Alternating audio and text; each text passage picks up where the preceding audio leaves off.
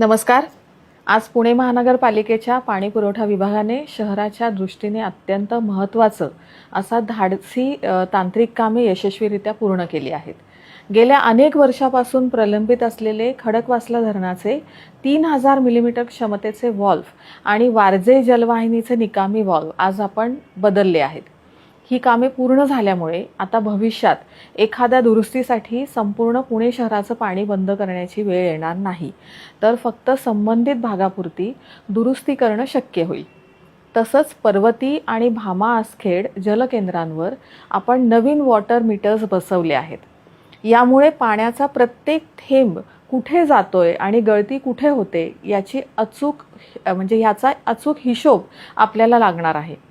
45 पेक्षा जास्त तांत्रिक कामे आज युद्ध पातळीवर पूर्ण झाली आहेत आणि टप्प्याटप्प्याने सर्व पंपिंग स्टेशन्स सुरू करण्यात आली आहेत.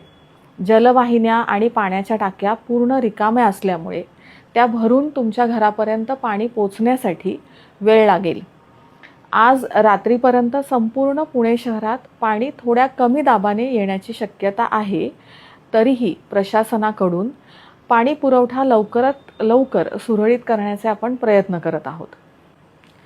शहराच्या उज्ज्वल भविष्यासाठी आणि अखंड पाणी पुरवठ्यासाठी अशी नियोजित कामे करणे खूप गरजेचे होतं.